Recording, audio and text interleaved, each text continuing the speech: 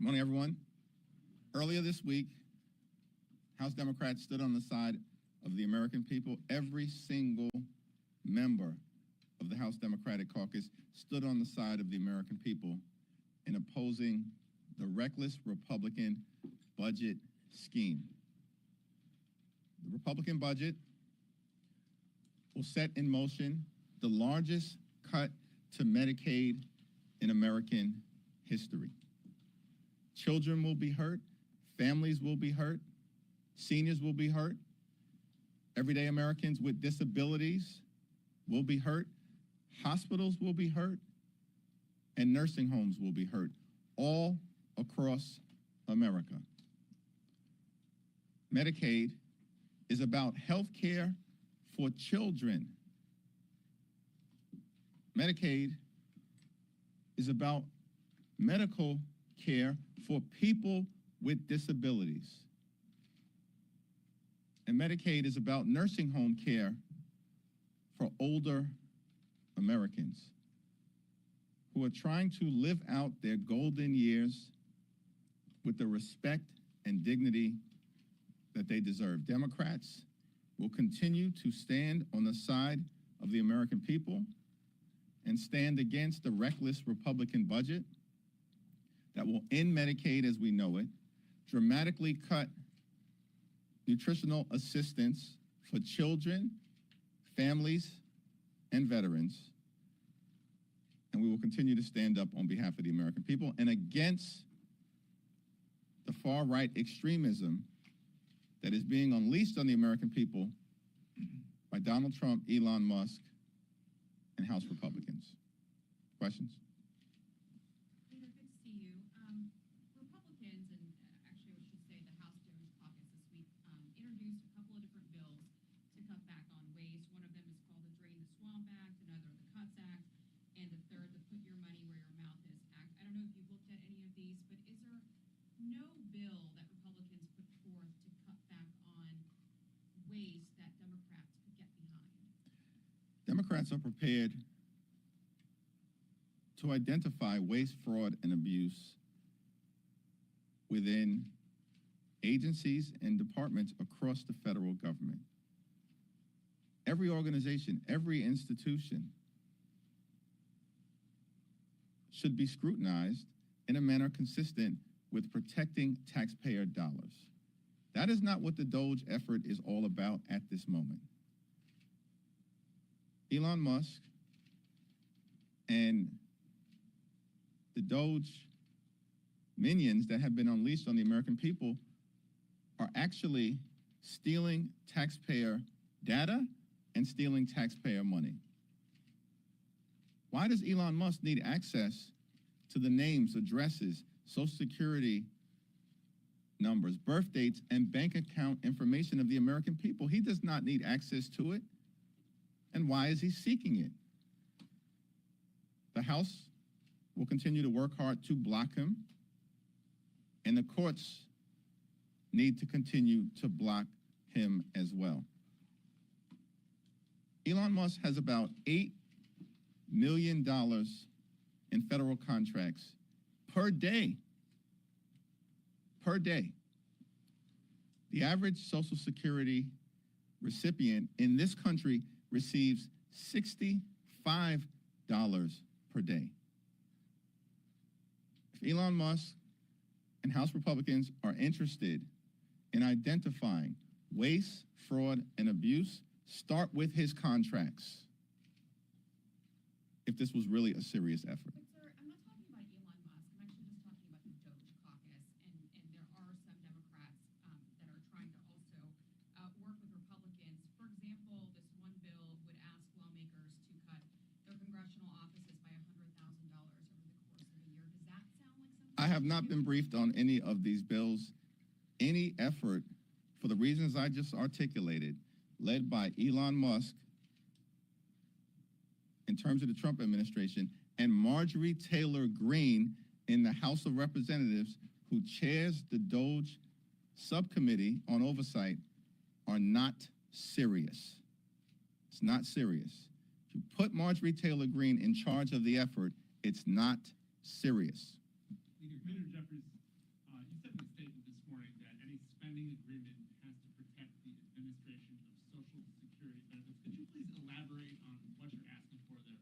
our position in terms of the budget and any agreement that we reach in connection with the American people has to protect Social Security, Medicare, Medicaid, veterans benefits, the nutritional assistance provided to children and families all across America, and the American people. Hands off Social Security, hands off Medicare, hands off Medicaid. That's not a position that is new. It's a position that House Democrats articulated from the very beginning of this Congress on January 3rd when I spoke on the House floor. Are you saying you want a moratorium on layoffs at the Social Security Administration? My statement speaks for itself. Thank you, Mr. Leader. President Trump will be here next Tuesday to address the joint session of Congress. What are your expectations for the address? What are your expectations of your caucus? Can you talk about who you may be bringing? Just kind of flesh out what you're expecting to hear and see next Tuesday. There are two questions that Donald Trump needs to answer. Why has he failed to do anything to lower the high cost of living in the United States of America? And why has the Trump administration unleashed far-right extremism on the American people in a way that represents an assault on the American way of life? Paul? To follow up on that, about Tuesday, you were here 5 years ago when you delivered this last State of the Union address. If it's a similar... I've forgotten it, by the way. You're welcome to remind me. Have you talked at all to your members about how you want them to behave Tuesday night, given how the minority party has acted in recent years? Catherine Clark, who manages the floor as the House Democratic Whip, is in conversation with members across the caucus. And so that's probably a question at this moment that is best directed to her. Back to this side. Kevin. We've seen that, Mr. Leader, over the last couple of weeks, Trump take a rather aggressive approach to New York State, be it congestion pricing, be it whatever you want to describe what's going on with the mayor. What do you make of that, and why do you think it's happening, and what should Democrats be doing in response to that? Well, New Yorkers are not going to be intimidated by Donald Trump, the administration, or any of the efforts to try to hurt the people of New York City and the people of New York State. Governor Hochul and Tish James and the congressional delegation, both in the Senate and in the House, will continue to aggressively push back against any efforts initiated by Donald Trump, the Department of Justice, the Department of Homeland Security, or other aspects of the Trump administration to hurt the people we represent. We will not be intimidated, and we will continue to push back forcefully. Speaker Jeffries, Speaker Johnson has made it clear that a CR is necessary to avoid a government shutdown on March 15th. How has conversations been like between the two offices? He previously said that you guys have added or introduced things that would be pretty much a non-starter, like limiting the powers of the executive branch. What are those conversations like? Are you at the table? Speaker Johnson and myself had not had a conversation about the appropriations bills because those conversations at the moment are being led by Rosa DeLauro on the Democratic side and Tom Cole on the Republican side. We have great confidence in the leadership of Rosa DeLauro to negotiate in a way that is consistent with the values of the American people and the things that matter, which is how do we lower costs for everyday Americans?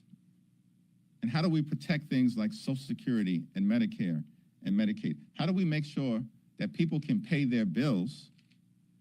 And how do we keep the American people safe? Those are the core issues that Democrats are working on behalf of the American people. Republicans have the House, the Senate, and the presidency. And as we just saw 2 days ago, Donald Trump managed to be able to convince reluctant Republicans to vote for the largest potential cut to Medicaid in American history. We're going to stand on the side of the American people. It appears that Republicans in the House are going to stand on the side of their super rich donors and wealthy corporations. Thanks.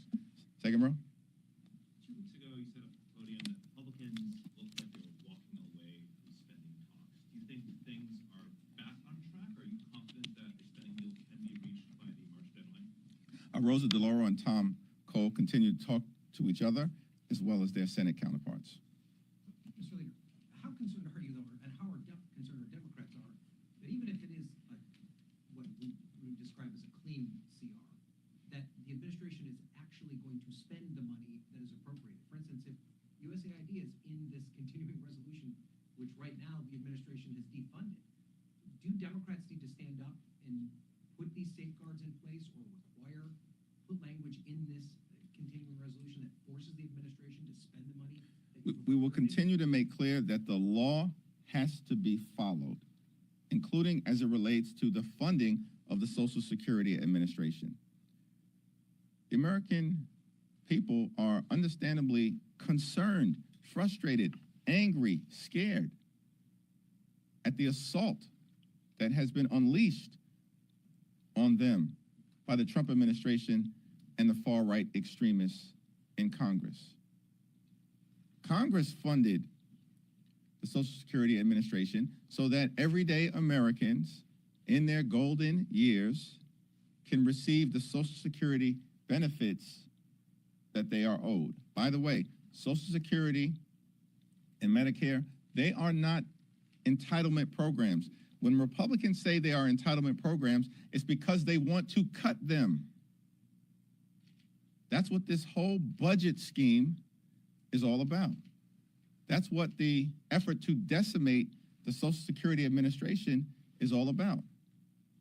Social Security and Medicare aren't entitlement programs. They are earned benefits.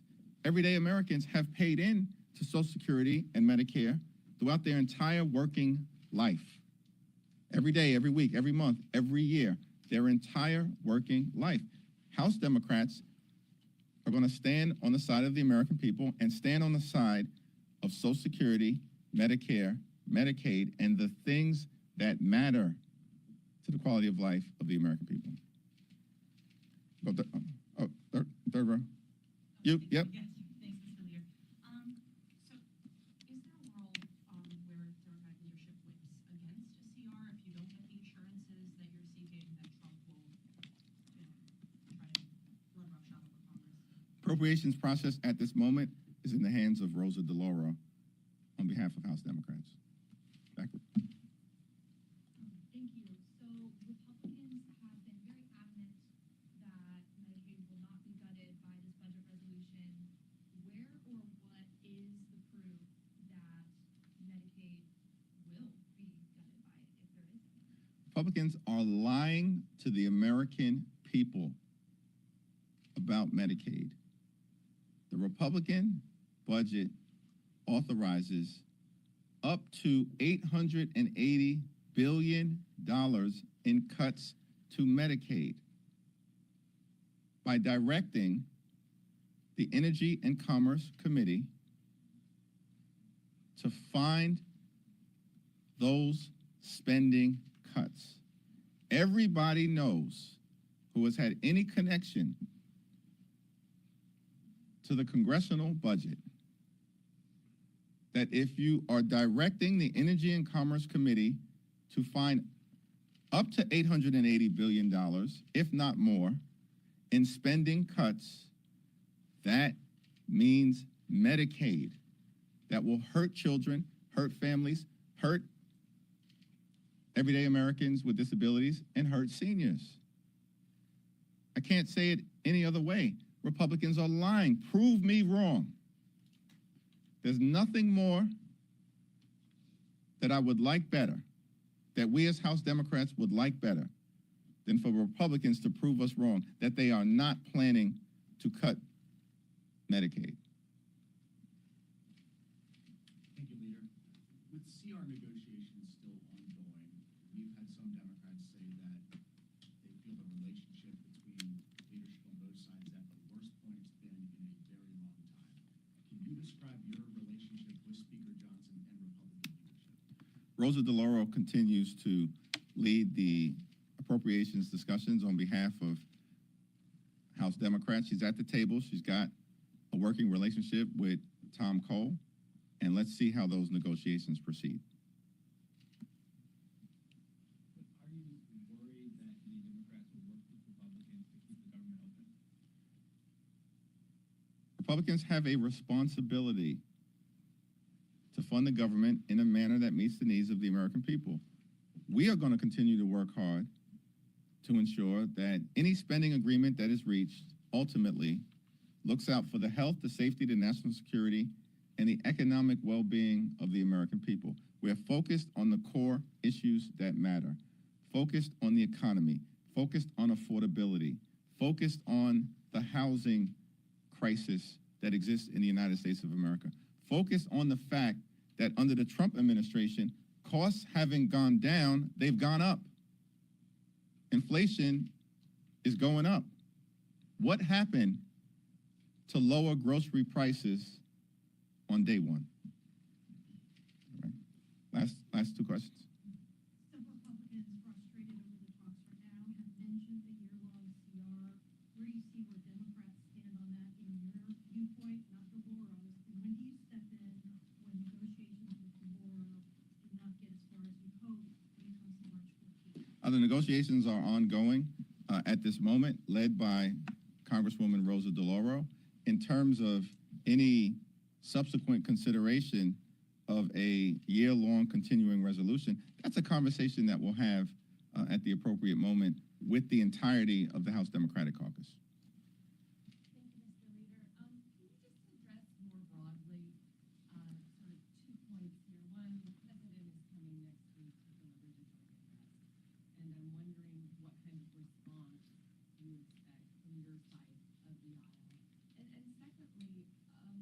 deliver the joint address, and I'm wondering what kind of response you expect from your side of the aisle. And secondly, can you just address the sort of conversation out there in the country among some Democrats, some progressive activists, who are just clamoring for their party to sort of do more at this moment, not just Tuesday, but writ large against what they see as,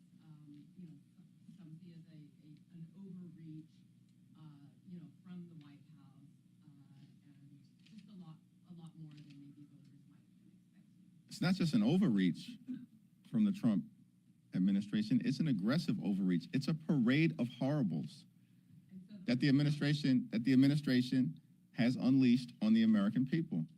And we have to continue to push back aggressively in every way possible in defense of the American people, push back in the Congress, just like we did as it relates to the reckless Republican budget.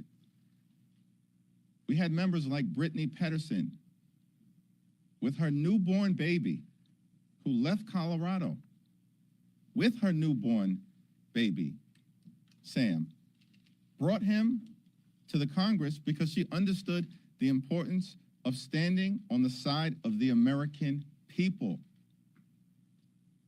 We have members like Kevin Mullen,